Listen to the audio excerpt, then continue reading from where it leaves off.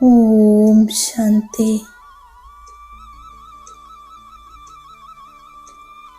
മധുരമായ ബാബ പറയുന്നു, കുട്ടികളെ, നിങ്ങളുടെ സ്നേഹം ഒരു ബാബയോടാണ്.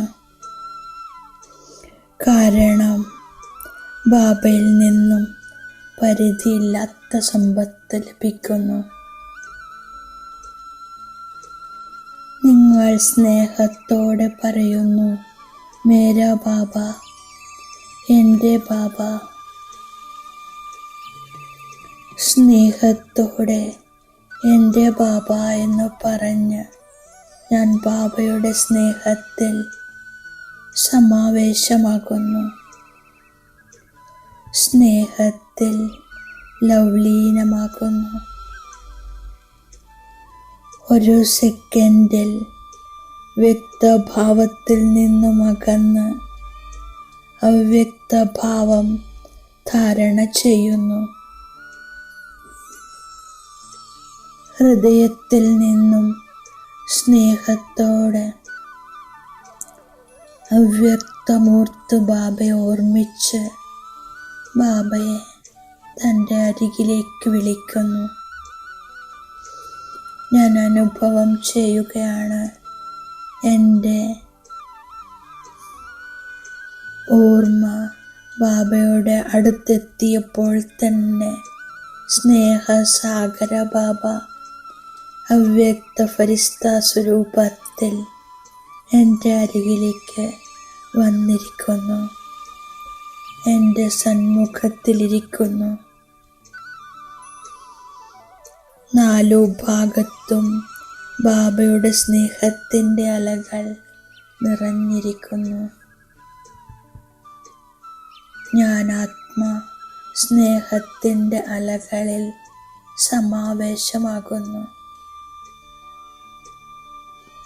എനിക്ക് കേവലം സ്നേഹസാഗര ബാബയെ മാത്രം കാണപ്പെടുന്നു.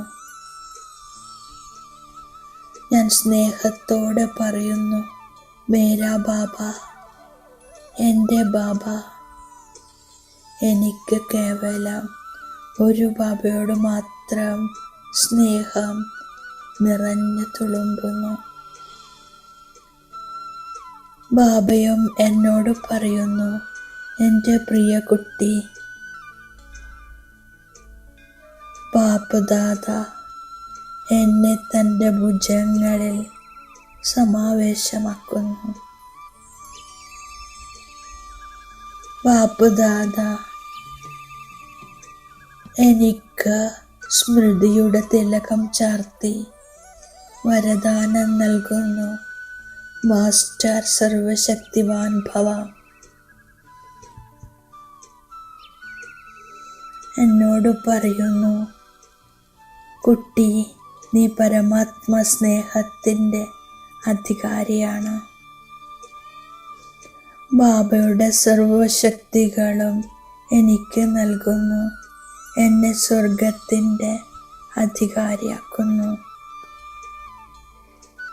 ഞാൻ ആത്മാ ബാബയുടെ സമ്പത്തിൻ്റെ അധികാരിയാണ്.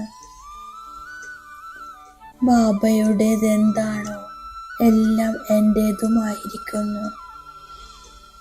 സ്നേഹത്തോടെ എൻ്റെ ബാബ എന്ന് പറഞ്ഞ് പരിധിയില്ലാത്ത സമ്പത്തിൻ്റെ അനുഭവം ചെയ്തുകൊണ്ടിരിക്കുന്നു.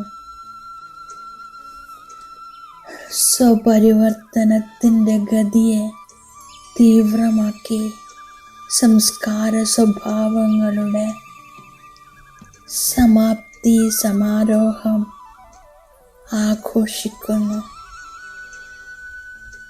ബാപ്പ് ദാദാ എല്ലാവരുടെയും മസ്തകത്തിൽ 3 തിളങ്ങുന്ന ഭാഗ്യരേഖകൾ കാണുന്നു.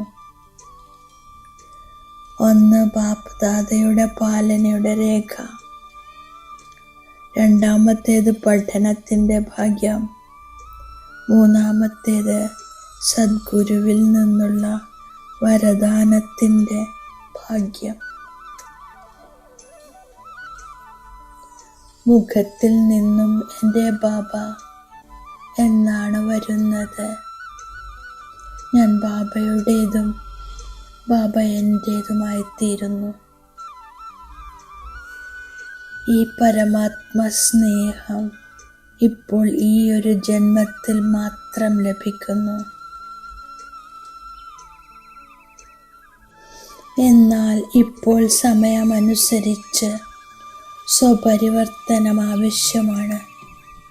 ബാബ പറയുന്നു, സ്വപരിവർത്തനത്തിൽ സംസ്കാര പരിവർത്തനവും സ്വഭാവ പരിവർത്തനവും ആവശ്യമാണ്. ഞാൻ യഥാർത്ഥമല്ലാത്ത സങ്കല്പങ്ങൾക്ക് ബിന്ദുവിടുന്നു. ബാബയ്ക്ക് സമാനമാകുന്നതിൻ്റെ ലക്ഷ്യം വെച്ച് ബ്രഹ്മ ബാബയെ പിന്തുടരുന്നു. ചിന്തകളും വാക്കുകളും പ്രവൃത്തികളും ബ്രഹ്മബാബയോട് താരതമ്യം ചെയ്യുന്നു.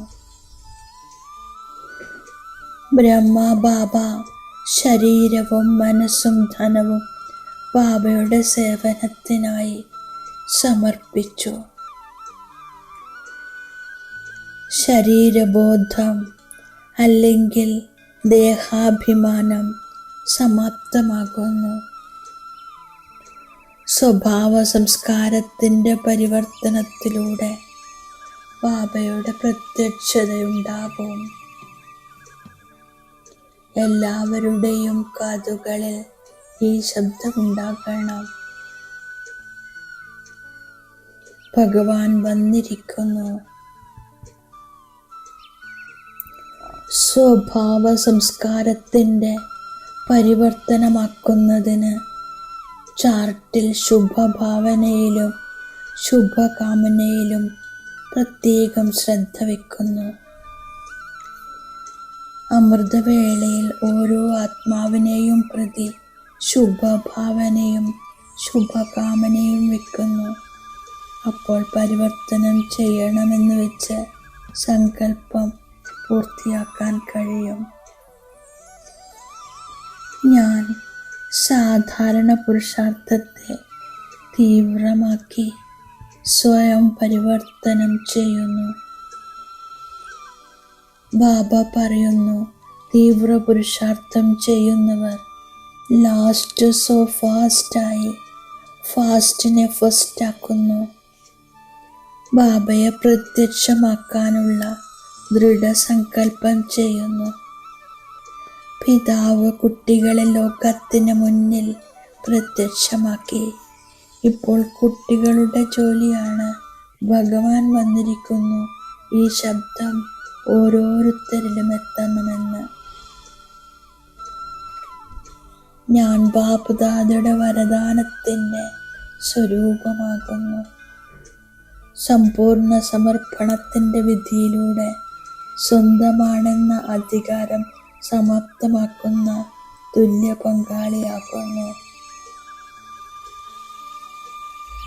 സർവ്വതും സമർപ്പണമാക്കി കഴിയുമ്പോൾ അധികാരം സമാപ്തമാകുന്നു. സമർപ്പണത്തിൽ കുറവുണ്ടെങ്കിൽ സമാനരാകാൻ കഴിയില്ല.